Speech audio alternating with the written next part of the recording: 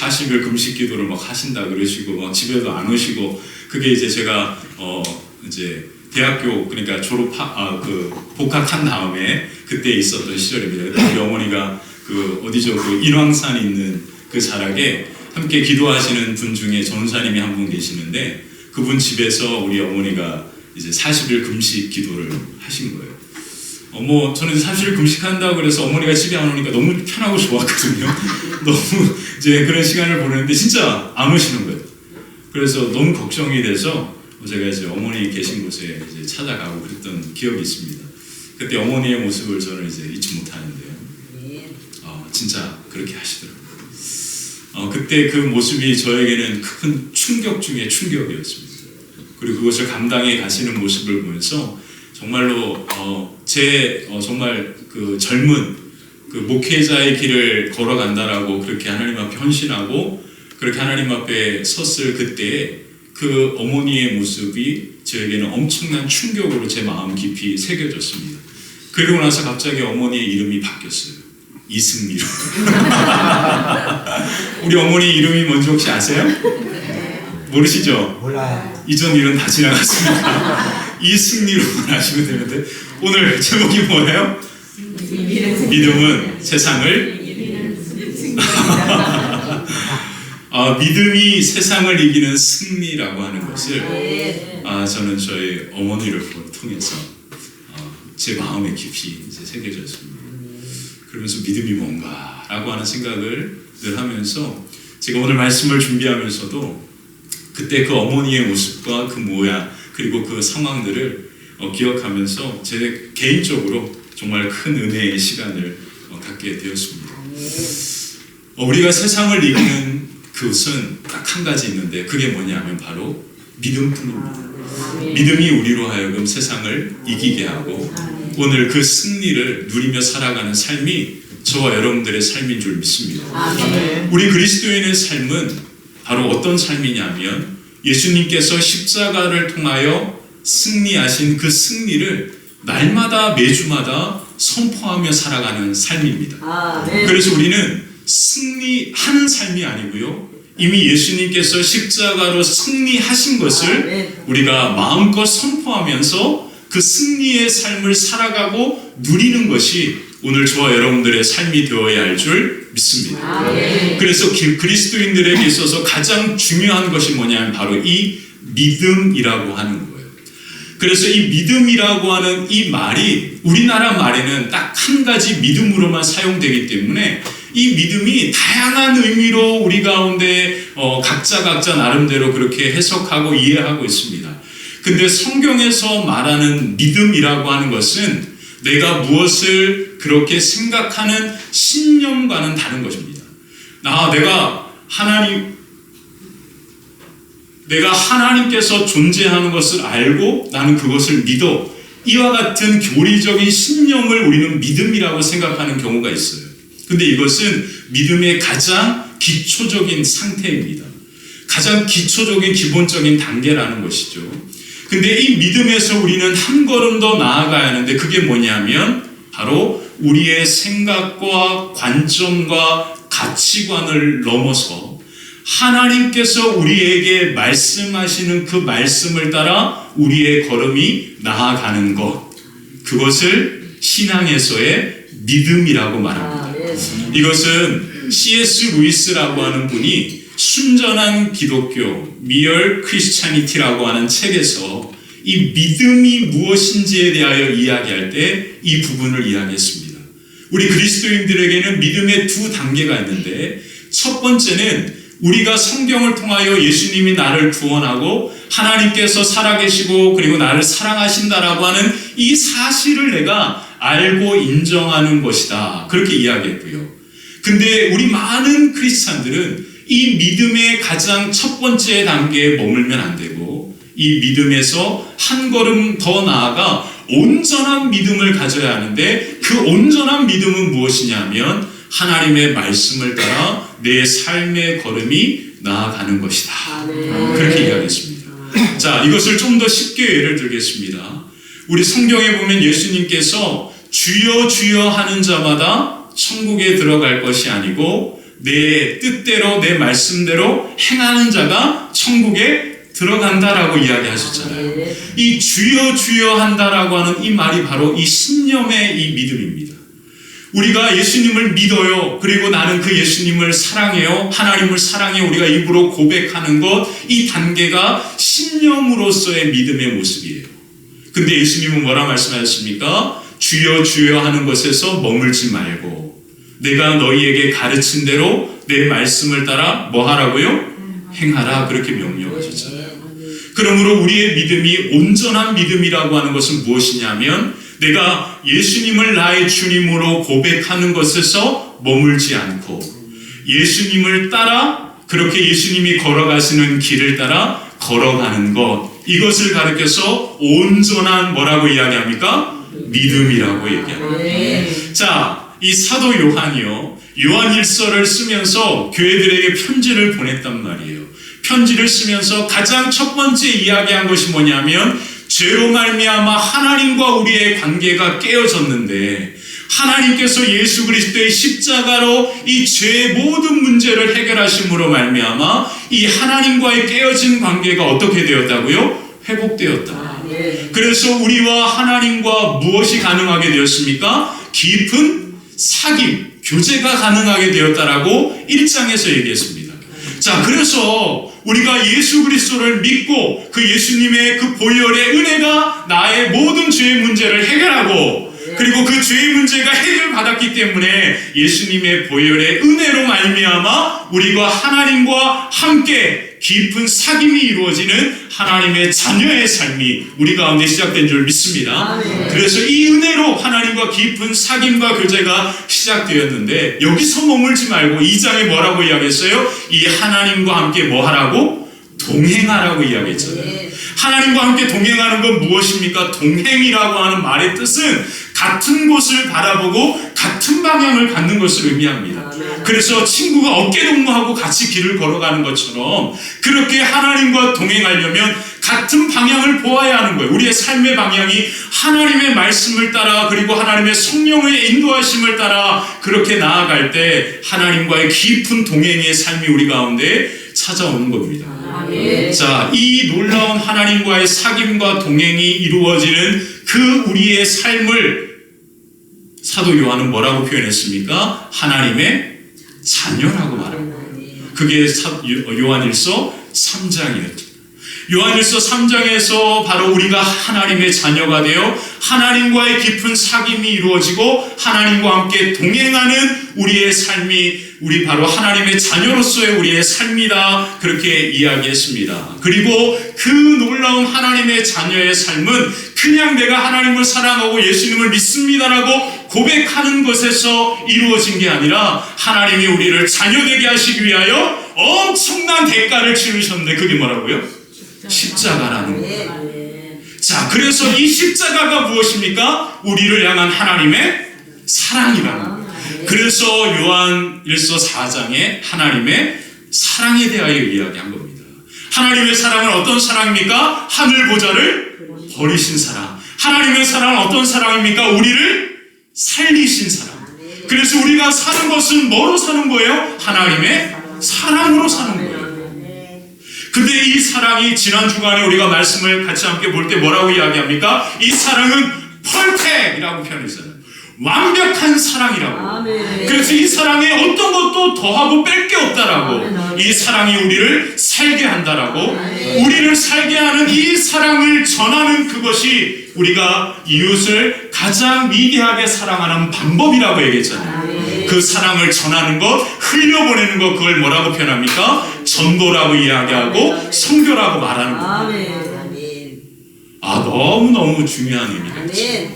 자, 우리의 신앙의 삶은요, 이와 같은 큰 줄기 가운데 이루어집니다. 그리고 성경은 이것을 우리에게 말하는 거예요. 그래서 사도 요한은 이 요한일서를 통하여 교회의 마지막 편지를 보내면서 요한계시록의 예언의 말씀을 기록하기 전에 우리 그리스도인들이 하나님의 자녀로서 이 땅의 삶을 살아갈 때 이와 같은 중요한 주제를 가지고 이 모습을 가지고 방향을 가지고 살아가는 삶이 우리의 그리스도인의 삶이고 하나님의 자녀인 우리의 삶이다라고 그렇게 이야기하는 겁니다. 아멘. 그리고 마지막 이제 요한일서 5장에서 이 사도 요한은 이 놀라운 모든 일의 마지막 주제를 언급하는데 그게 뭐냐면 믿음입니다. 아멘. 왜 믿음이 중요하냐면 이 믿음이 바로 세상을 이기는 승리이기 때문입니다. 아멘. 이 믿음이 뭐라고요? 세상을 이기는 승리이다. 그래서 오늘 우리는 말씀을 통해서 이 믿음이 무엇인지를 같이 함께 이제 두 가지로 함께 살펴보도록 하겠습니다. 과연 세상을 이기는 믿음이 무엇인가? 그 두 가지를 우리가 함께 살펴볼 때 제가 이 믿음의 걸음을 걸어갔던 두 가지 예화를 집중적으로 다루면서 말씀을 다루도록 하겠습니다. 자, 그 첫 번째는 무엇이냐면 하나님을 사랑하는 것이 믿음의 걸음입니다. 자, 첫 번째 믿음은 뭐라고요? 하나님을 사랑하는 것이다. 자, 믿음은요, 하나님의 말씀을 따라 그렇게 살아가는 건데 그 첫 번째 믿음의 걸음이 무엇이냐면 하나님을 뭐 하는 거예요? 사랑하는 것입니다. 자, 요한일서 5장 1절에 보면 오늘 성경을 보시죠. 제가 프린트를 여러분들에게 나눠드리지 않았는데요. 자, 성경을 보면서 같이 말씀을 좀 보아야 할 것 같아요. 자, 5장 1절을 한번 보시겠습니다. 함께 읽겠습니다. 시작. 예수께서 그리스도이심을 믿는 자마다 하나님께로부터 난 자니 또한 낳으신 이를 사랑하는 자마다 그에게서 낳은 자를 사랑하느니라. 아멘. 자, 요한일서 5장 1절에 우리 신앙에 아주 중요한 한 가지 주제를 언급하고 있습니다. 뭐라고 이야기합니까? 예수께서 그리스도이심을 믿는 자가 그렇게 이야기합니다. 자, 여기에다가 좀 줄을 치시고 동그라미를 치시죠. 여기에다가 요 말을 쓰시면 좋을 것 같아요. 로드십이라 그렇게 표현합니다. 로드십이라고 하는 이 말이 무엇이냐면 예수님이 내 삶의 주인입니다 라는 뜻이에요. 그래서 예수님을 그리스도임으로 믿는 그 믿음, 이걸 다른 말로 표현하면 예수님은 나의 그리스도입니다 라고 표현하는 말은 뭐냐면 우리말로 무엇이라 말하냐면 예수님은 내 삶의 내 모든 삶의 영역에 내 가정의 주인입니다 라는 뜻입니다. 그래서 이것을 가르쳐서 신학적으로 뭐라고 표현하냐면 로드십이라고 그렇게 표현하는 거예요. 이 성경에는 아주 중요한 두 가지가 있는데 첫 번째 로드십, 예수님을 내 삶의 주인으로 삼고 살아가는 믿음. 그리고 두 번째 펠로우십이라는 말이 있습니다. 이게 뭐냐면 하나님과 예수님과 성령님과 함께 동행하며 깊은 사귐을 이루는 삶, 깊은 친교, 관계를 이루는 삶이 믿음이라고 얘기하는데 이 두 가지를 사도 요한이 언급한 겁니다. 자, 그래서 오늘 우리는 읽은 본문에 보면 예수께서 그리스도이심을 믿는 자, 그들이 바로 우리거든요. 우리가 어떤 삶의 모습으로 살아가야 하냐면 어떤 믿음의 모습으로 살아가야 하냐면 예수님을 나의 주로 고백하면서 예수님을 내 삶의 주인으로 인정하고 고백하며 살아가는 삶이 그와 같은 예수 그리스도를 주로 고백하는 예수님을 믿는 삶이다. 그렇게 이야기하는 거죠. 자, 이것을 가리켜서 성경은 뭐라고 표현했냐면 그리스도인이라 그렇게 표현합니다. 자, 저와 여러분들을 사람들은 뭐라고 표현합니까? 크리스찬이라고 표현하잖아요. 이 크리스찬이라고 하는 말이 바로 뭐냐면 그리스도인이라고 하는 뜻이거든요. 이 그리스도인이 누구냐면 바로 예수님을 그리스도로 믿는 사람들이라는 표현이에요. 자, 이 말이 어디에 처음 나왔냐면 사도행전 11장에 나옵니다. 초대교회 성도들이 복음을 전하고 그리고 예루살렘 교회가 세워지고 그렇게 교회가 점점점 부흥했어요. 그때 바로 어떤 일이 벌어졌냐면 안디옥에다가 복음을 전하는 그러한 일들이 일어났단 말이에요. 이방 선교가 시작되었다라는 뜻이에요. 안디옥과 예루살렘은 엄청난 거리가 있거든요. 이 안디옥이 터키, 지금의 터키니까요. 그 안디옥이라고 하는 그 곳과 이 예루살렘과의 거리가 있음에도 불구하고 예루살렘에서부터 선교사들을 파송해서 안디옥에 복음을 전하고 안디옥에 교회가 세워지게 됩니다. 그리고 성경은 뭐라고 이야기하냐면 그 교회가 바로 사람들이 그들을 가리켜서 그리스도인이라고 그렇게 부르기 시작한 거예요. 그래서 사도행전 11장 26절에 보니까 비로소 안디옥에서 그들이 그리스도인이라 일컬음을 받게 되었다.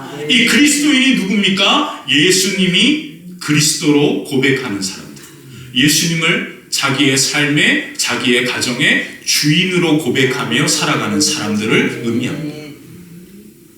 자, 사랑하는 성도 여러분, 오늘 우리가 그리스도인이라고 표현하잖아요. 크리스찬이라고 말합니다. 그러면 이 말 뜻이 뭐라고요? 예수님이 내 삶의 주인이라고 하는 뜻이거든요. 자, 여러분들에게 질문하겠습니다. 여러분들은 정말로 예수님을 여러분들의 삶의 주인으로 인정하고 그렇게 살아가고 계십니까? 정말 우리 앞에 계신 분들 믿음 짱이에요. 눈치 없이 아멘 하시는데 이 말이 얼마나 우리의 믿음에 정말로 중요한 도전을 하는 말인지 우리가 깊이 생각해야 합니다.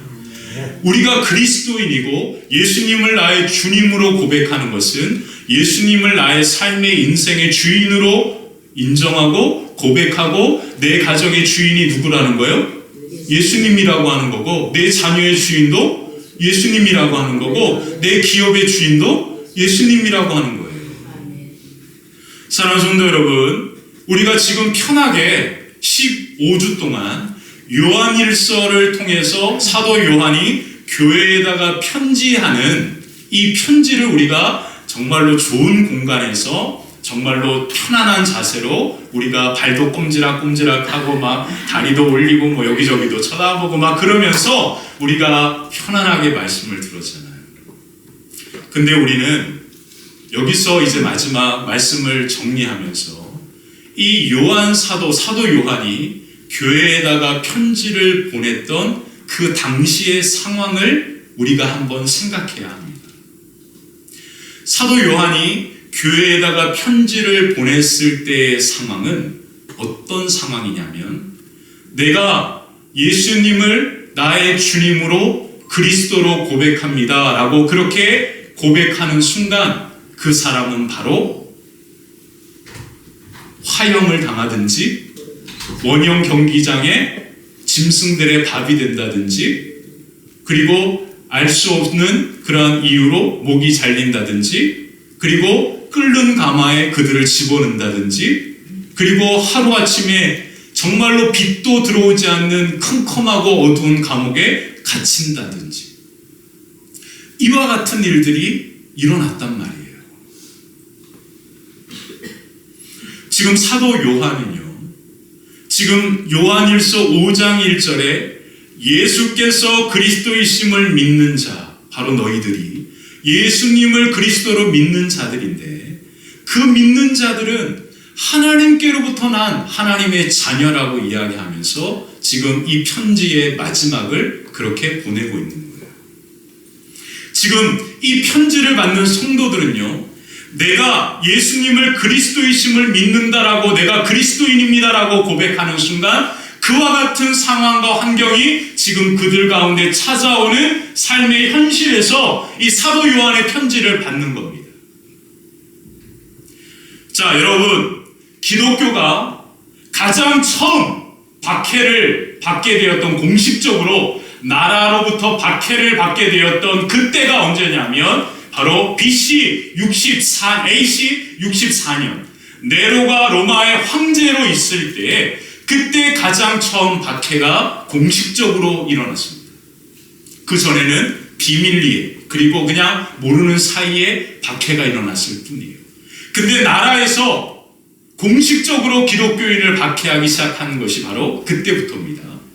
여러분, 헨릭이라고 하는 화가가 1870년대로 알고 있는데, 그때 하나의 그림, 엄청나게 큰 그림을 하나 그렸어요. 그 그림의 제목이 뭐냐면 네로의 횃불이라고 하는, 톨치라고 하는 그 제목을 갖고 있는 그림입니다. 자, 이 그림이에요. 이 그림이 무엇을 배경으로 그린 건지 아십니까? 기독교인의 박해를 그린 거예요. 자, 여러분, 지금 이제 여기 많이 원로원들이 이렇게 딱 모여 있어요. 잘 보이시나요, 혹시? 네, 보이시죠? 지금 왼쪽 끝에 지금 노예 같은 사람들이 불을 피우고 있죠? 그리고 나무가 매달려 있습니다. 끝으로 올려주실까요? 끝으로 올려주십니다. 저기 매달려 있는 사람들이 누군지 아십니까? 그리스도인들이에요.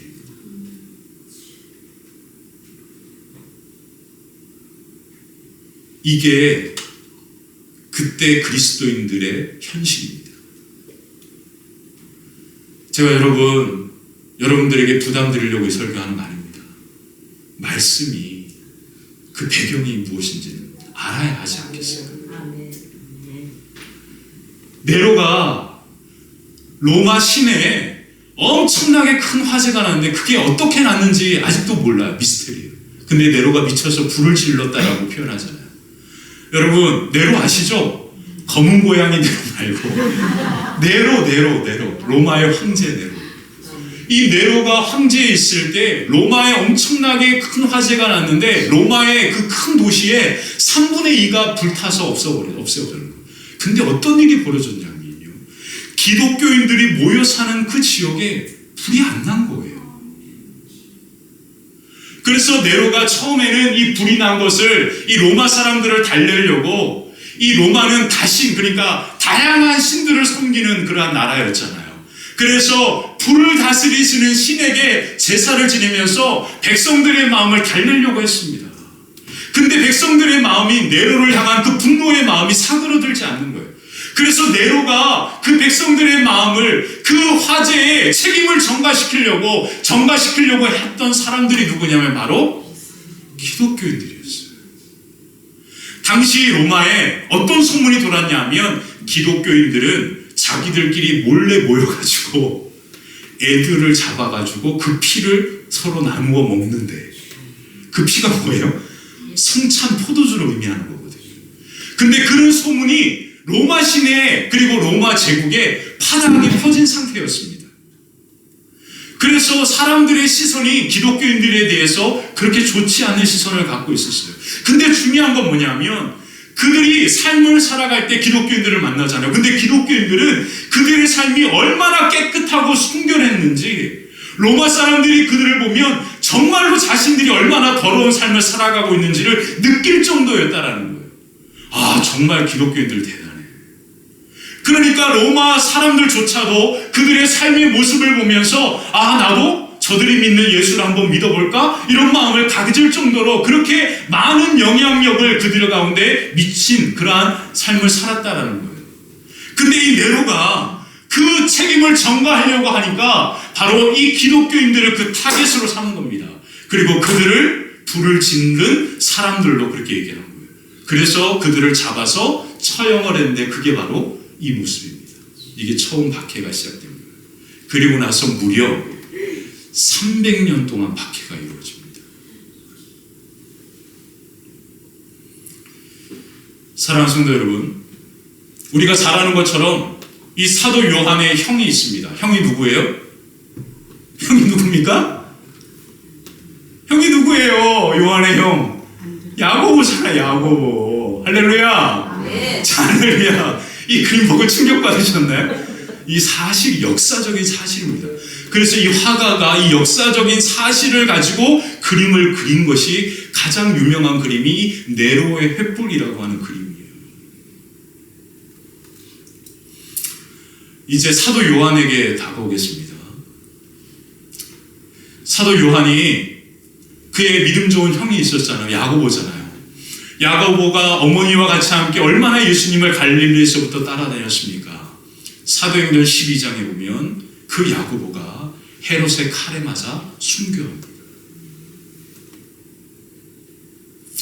사랑하는 성도 여러분, 갈릴리서부터 이 야고보의 형제와 함께 예수님을 따랐던 제자들이 있습니다. 그게 누굽니까? 베드로의 동생? 안드레잖아요.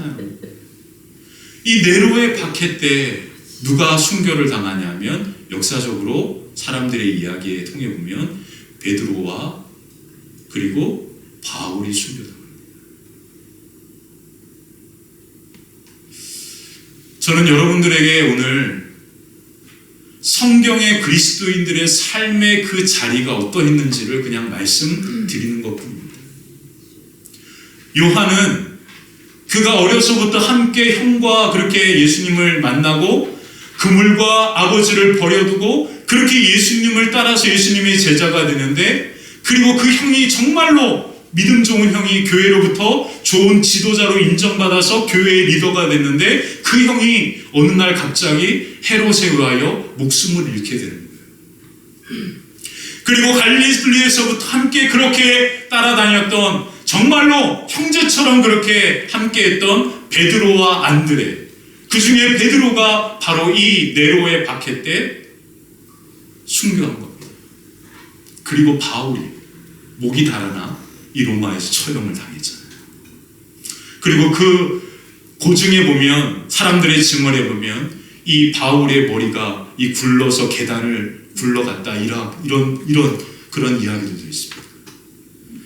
자, 요한이 지금 이와 같이 자기가 사랑하고 함께했던 사람들이 순교를 통해서 죽음을 맞이하면서 그 삶을 살아갔던 그 삶의 현장에서 지금 교회를 향하여 편지를 쓰면서 그 교회의 성도들 또한 이와 같은 상황 가운데 놓여 있음을 이 요한은 너무나 잘 알고 있었던 거죠.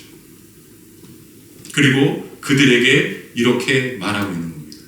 1절 다시 한번 읽어볼까요? 함께 읽겠습니다. 시작. 예수께서 믿는 자마다 하나님께로부터 난 자니 또한 낳으신 이를 사랑하는 자마다 그에게서 난 자를 사랑하느니라. 자, 뭐라고 이야기합니까?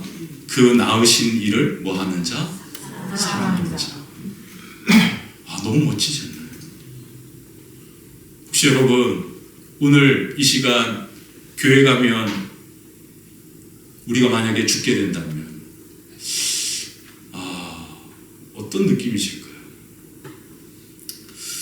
저는 이제 미국에서 공부할 때 제 마음에 가장 큰 울림으로 왔던 그 기독교 역사를 다루는 그 이야기가 바로 이 순교사였습니다.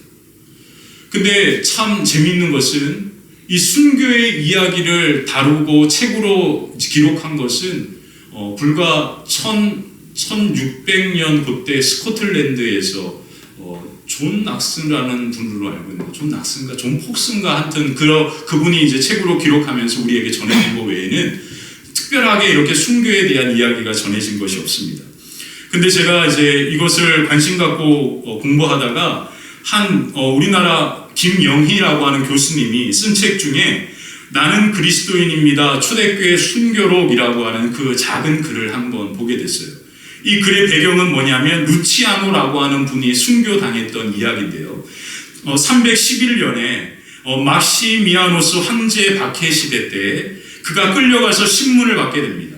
근데 그 지역의 관리는 그가 정말로 위대한 학자라고 하는 것을 너무나 잘 알고 있고 그의 재능과 그가 하는 모든 행동이 너무나 아름다웠기 때문에 그가 죽기를 원하지 않았습니다.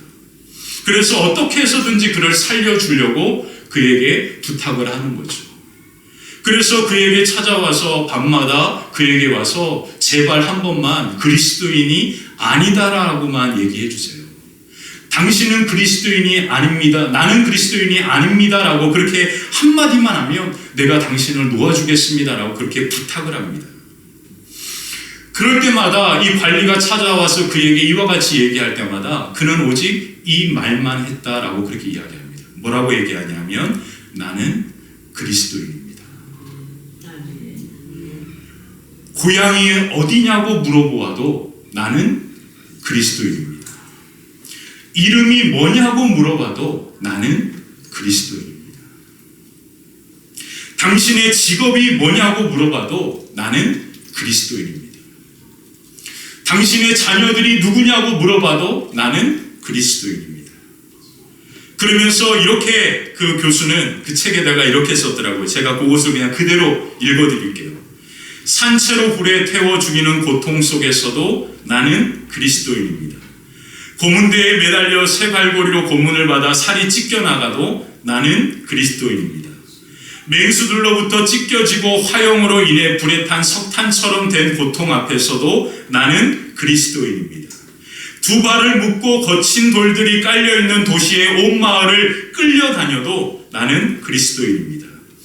끝이 뾰족한 큰 막대기로 옆구리뿐만 아니라 배와 허벅지, 얼굴까지로 찔러대도 나는 그리스도인입니다. 숯에 불을 붙여 발에 대어도 단단한 채찍과 몽둥이로 등과 배를 마구 때려도 나는 그리스도인입니다. 나는 그리스도인입니다라고 하는 이 고백이 300년 동안 순교당했던 사람들이 했던 고백이라는 거예요. 나는 그리스도인입니다. 나는 그리스도인입니다. 사랑하는 성도 여러분, 이 정도 박해를 받으면 기독교는 이 땅에 존재하지 말아야 합니다. 그렇지 않나요? 근데 왜 300년 동안 우리나라가 지금 300년 전이면 언제일까요? 조선 아닙니까? 조선. 임진왜란이 일어났을 때 일이잖아요. 그때 일 기억하십니까? 300년 동안 그렇게 박해를 받고 있는 시간을 보냈음에도 불구하고 기독교는 사라져야 맞잖아요. 그게 맞는 거 아닌가요? 근데 그리스도인입니다라고 고백하면서 그렇게 사자밥이 되고 몸이 찢겨질 때에도 엄마가 아이를 품에 안고 그 아이의 눈을 가리면서 사랑하는 아들아, 눈만 감고 뜨면 우리에게는 천국이 보일 거야. 이런 수많은 이야기들이 기독교 역사 가운데 지금 내려오고 있습니다. 그들의 모든 고백은 뭔지 아십니까? 나는 그리스도인입니다. 사랑하는 성도 여러분, 이 고백은 뭘까요? 나는 마음과 뜻과 힘, 내 목숨을 다해서 누구를? 하나님을 사랑합니다라는 뜻이에요. 내 마음과 뜻과 힘을 다해서 나는 오직 하나님을 사랑하는 사람입니다. 그것이 나는 그리스도인입니다라고 하는 이 말의 의미인 거죠. 그리고 그렇게 살아갔던 그들이 하나님의 역사를 이루고 있는 겁니다. 원형 경기장에 그리스도인들을 풀어놓고 수만 명의 사람들이 그렇게 모인 거예요. 여러분, 로마 가시든지 그렇게 가시면 원형 경기장 같은 그런 곳을 가보시죠. 그때 여러분들은 와 정말 좋다 이러면 절대 안 됩니다. 그 엄청난 경기장의 중앙에 그리스도인들이 사자의 밥으로 던져진 거거든요. 그렇게 배고픈 사자를 풀어놓고 그리스도인들이 함께 모여서 그렇게 찬송하며 하나님의 나라 그 영광을 바라보는 이야기들이 코바디스라고 하는 영화가 우리에게 보여주는 영화입니다. 그렇게 아이와 어머니와 아버지가 그렇게 사자의 밥이 되어질 때 그때 그 모습을 환호성을 치면서 로마 사람들이 본 거예요.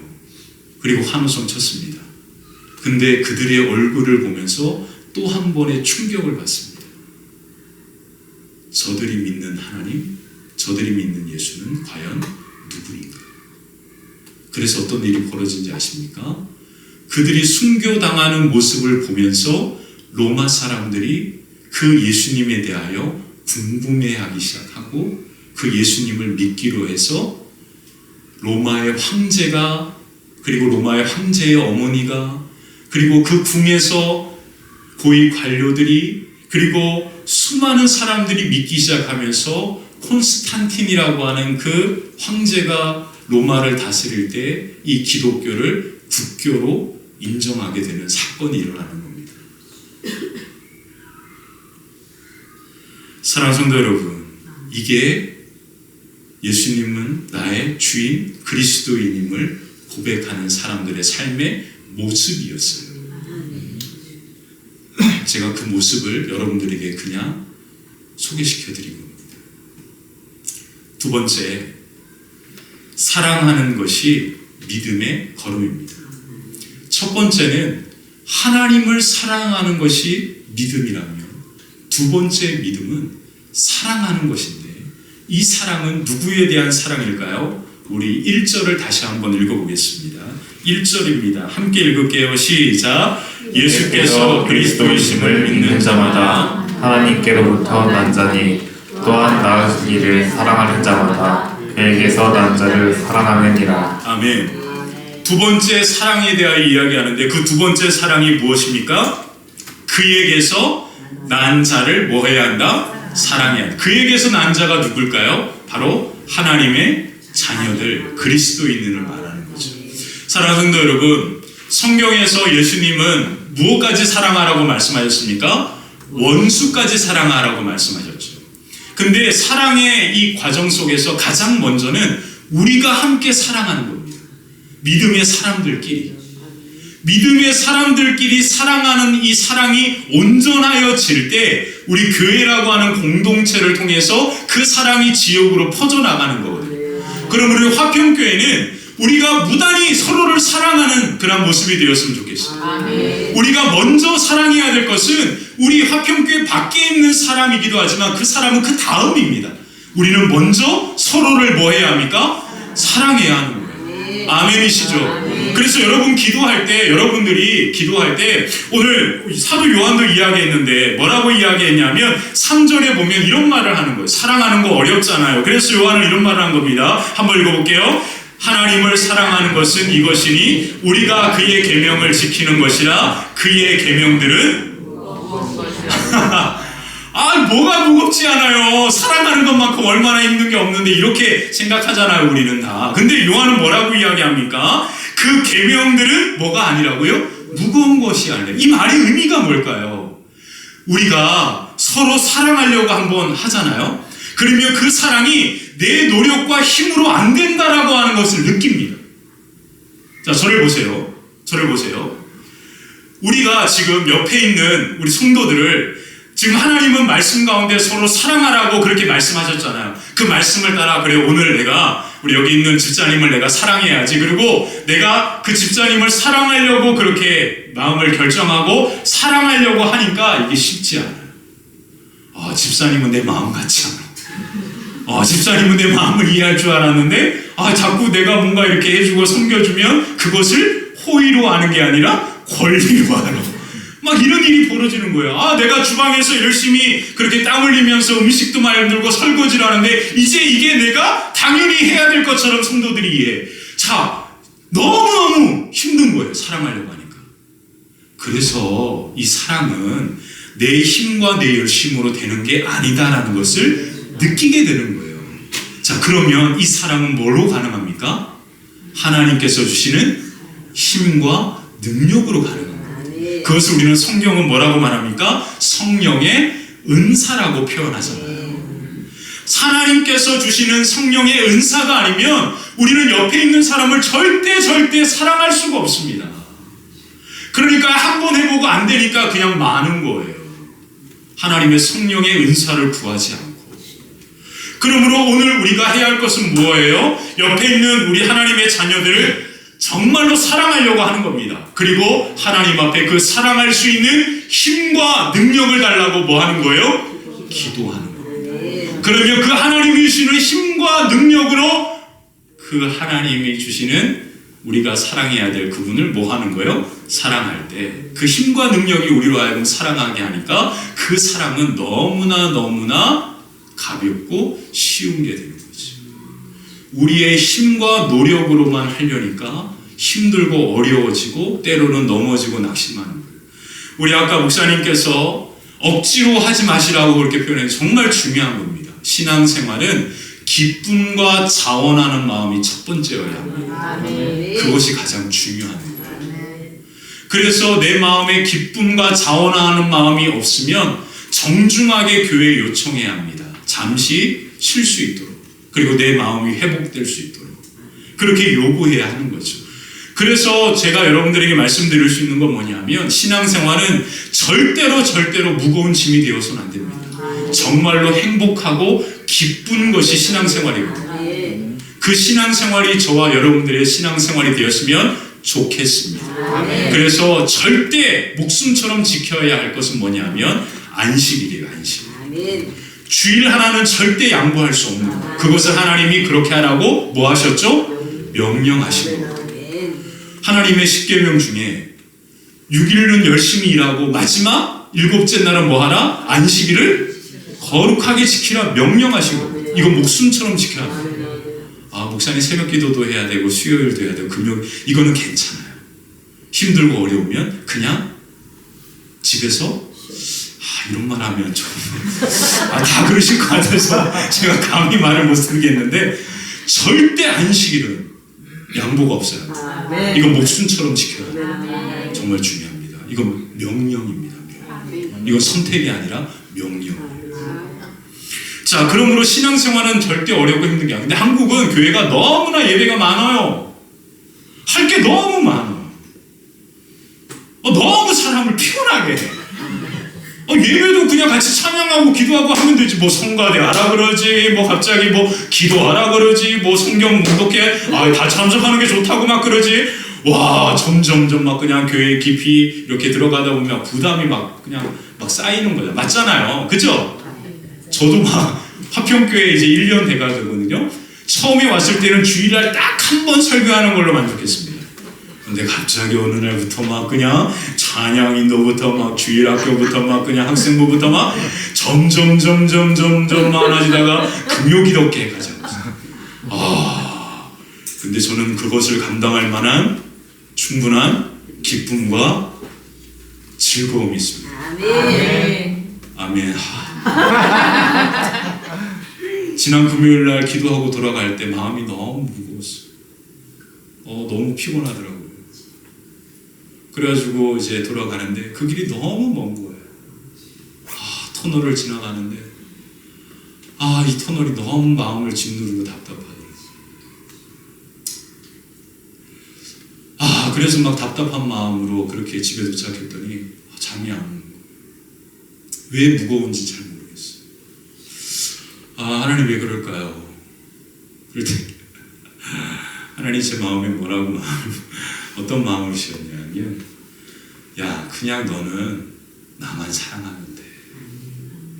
이 마음 주시는데 마음이 너무 자유해지더라고요. 그래, 나한테 중요한 것은 하나님만 사랑하는 거지. 그러고 나니까 또 힘이 생기는 거예요. 그리고 또 이제 오늘 왔잖아요. 오늘 이렇게 또 예배 드리잖아요.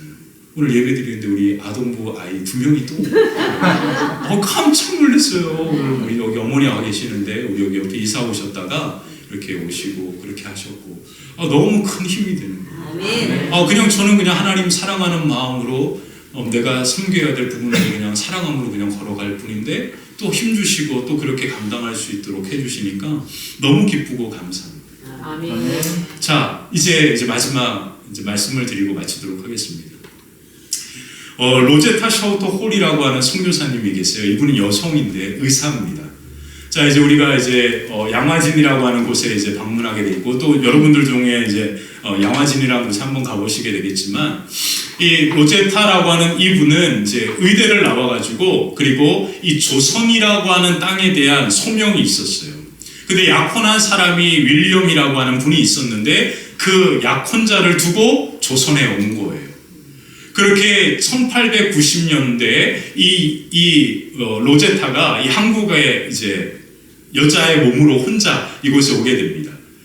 그렇게 와서 이제 열심히 의료 선교사로서 이제 의료 선교를 하는데 이 땅에 그 당시 때 여성들이 얼마나 큰 차별 속에 살아가는지를 본 거예요. 그때는 남녀 7세 부동덕이라잖아요. 그래서 외국인 선교사 의사들이 있어도 여성들이 아프면 양반집이든 가난한 농민이든 천민이든 그 의사에게 그 아내를 데리고 가지 않는 거예요. 그러니까 여성들이 질병에 걸려서 집에서 나오지도 않고 밖에 나오면 다 뭐를 뒤집어 쓰죠? 도대체 선교사들이 뭐라 그러냐면 여성들의 얼굴을 볼 수 없다라고 얘기했거든요. 그게 이 나라, 100년 전의 이 나라였습니다. 그러니까 여성들의 의료라고 하는 이 현실이 너무나 척박했던 것이죠. 그때 이 로제타가 여성으로 이곳에 와서 한 일이 뭐냐면 여성들의 질병을 치료하는 일을 한 겁니다. 여성들의 질병을 치료하면서 보구여관이라고 하는 것을 만들었어요. 이 보구여관은 여인숙이 아니고요, 널리 여성들을 구제하는 곳이라고 하는 뜻이에요. 이게 바로 명성황후가 이 로제타가 하는 그 봉사하는 그곳에 붙여준 이름입니다.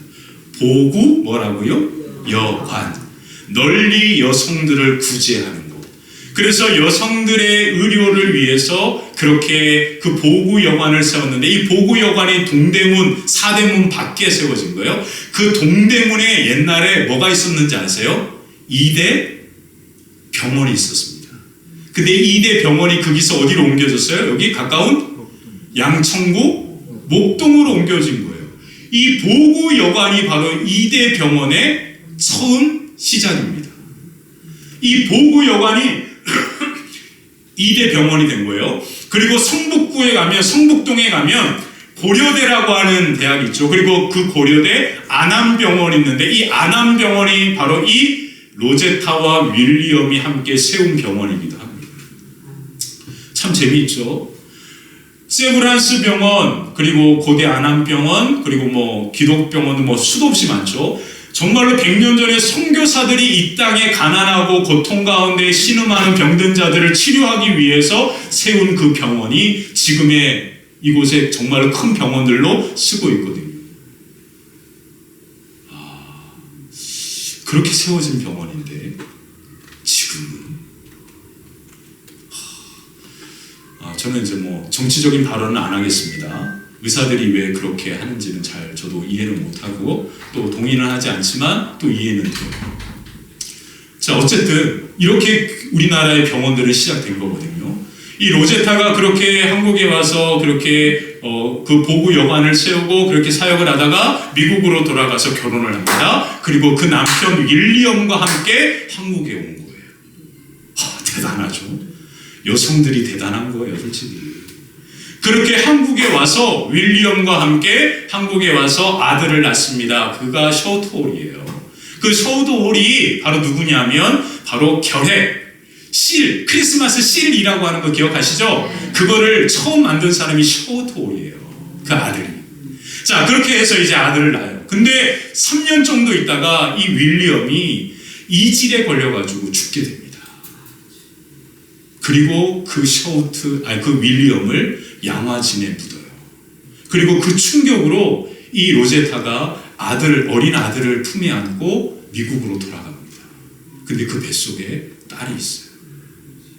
그래서 미국으로 돌아가서 그 딸을 출산하고 그 로제타의 아버지의 장례를 치르고 나서 이 로제타가 다시 어디로 오냐면 한국으로 온 거예요.